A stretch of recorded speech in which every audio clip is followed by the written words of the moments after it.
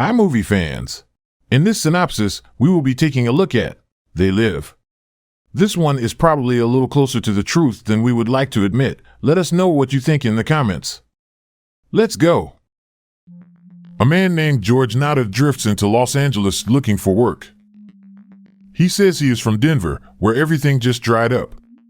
The disinterested office drone tells him there is nothing available for him right now.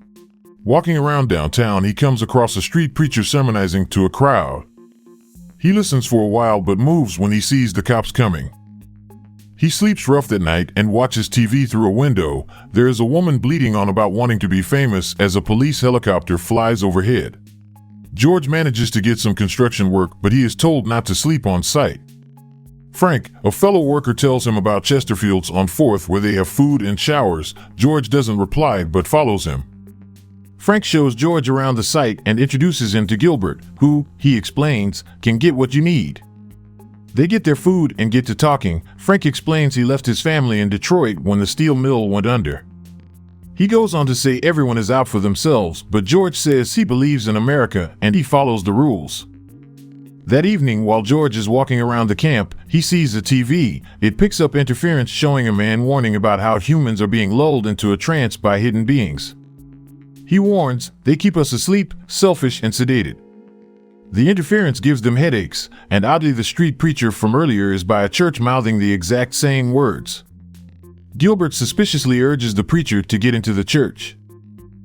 The next day, George asks Gilbert what was happening in the church till 4 a.m. Gilbert tells him they used the kitchen, but George is not convinced. There's more of the same interference, with a man saying humans are being bred as chattel and going on to say that they need to shut down the signal that is blocking their transmission. George notices Gilbert run over to the church. When he sees the interference, George decides to check out the church, and as he approaches he hears a choir singing. As he goes into the church to investigate, he finds a small laboratory making some chemical compounds, and the sound of the choir is actually being played over speakers. In the next room, Gilbert is next to a satellite dish and is telling a group of men that their signal keeps getting blocked. George is startled by the preacher, who feels his face and says he may be blind, but the Lord has helped him see. George exits the building pronto. He leaves as a police chopper is overhead. Gilbert and another man rush out and put on sunglasses to look at the chopper. Frank sees George borrow some binoculars from a man and walks up to George as he's watching Gilbert unloading boxes from the church into a car. When Frank is told about the singing in the lab, Frank says it is best to mind your own business. The loaded car speeds off. George is still watching later that night when another chopper appears over the church and a group of people flee the church building. Gilbert helps the preacher escape to the encampment. When the police arrive in force, they surround the building while loads more police show on foot with heavy plant equipment. The loader swings into the encampment and starts leveling the makeshift buildings. The people panic and run in all directions. George runs for it and comes upon a group of police beating the shit out of the blind preacher and another man from the church. He finds a man cowering and helps him hide out in a derelict building with some others. Surveying the encampment the next morning, George sees the church is burned out, so he goes to investigate.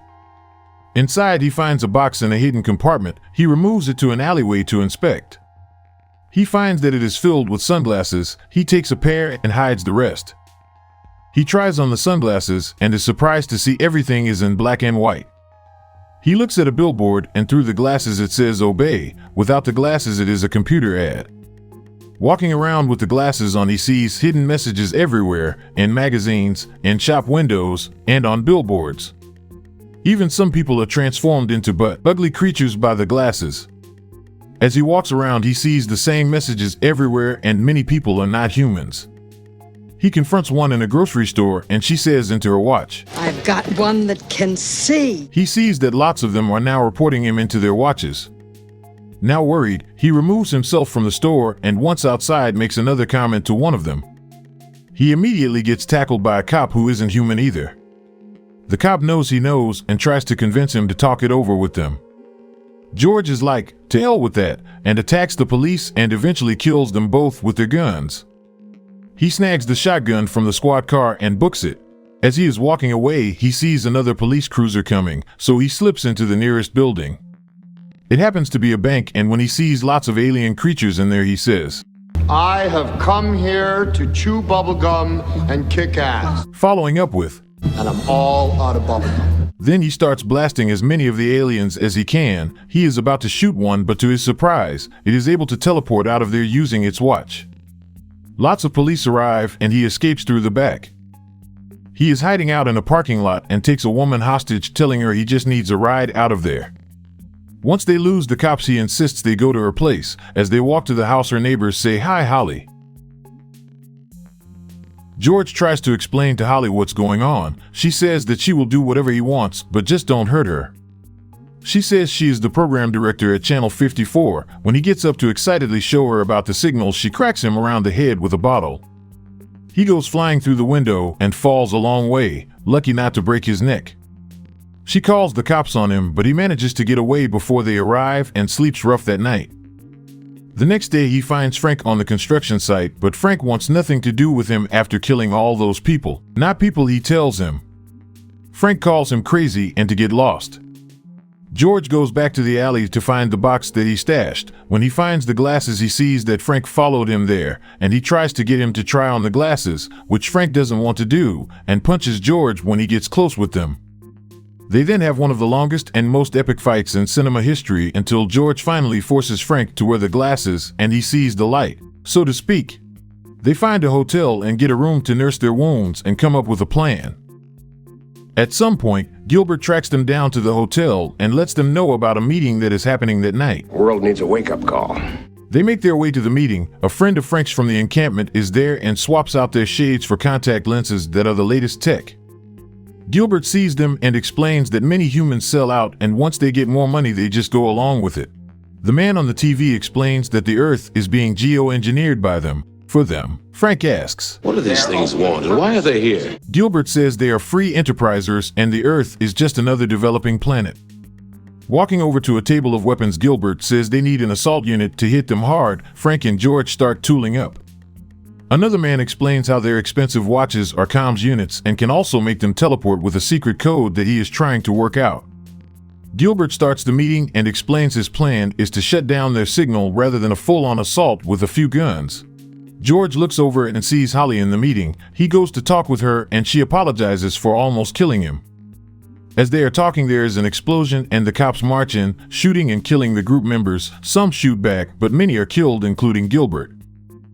It's a bloodbath, but Holly, Frank, and George escape. People spill into the street and the cops indiscriminately shoot everyone they can. There is a huge gunfight with Frank and George getting cornered in an alley. Frank tries using the watch to listen in on comms, but when it doesn't work he throws it away. It lands and all of a sudden there are flashing lights and a 10-second temporary portal opens up. They have no option, so they both go through. They now find themselves in some kind of alien access tunnel. Sneaking around, they overhear a message that all the terrorists have been eliminated. They make their way further down the access way until they are drawn to the sound of clapping. Entering a large room, there is a dinner going on with the speaker praising the alliance between the power elite and the aliens. They are on their way to multidimensional expansion and the elite have grown their wealth. This gets sustained applause. The drifter from the encampment, now dressed up, comes and says, "I didn't know you had been recruited. Let me show you around the place." He says, "If you think the watch is impressive, look at this," and he shows them the teleport system they use to get to this planet. Taking them even further in the tunnels, he guides them to a guarded area. He takes them into the room and tells them that this is the brains of the operation, generating the signal that is broadcast over the world. Taking them further to a TV studio, George asks if they can get a tour here too. The drifter asks the guards, but when they ask for their authorization cards, Frank and George shoot them. The drifter says, "Look, it's just business. There are no countries anymore. They run the show," and then he teleports out of there.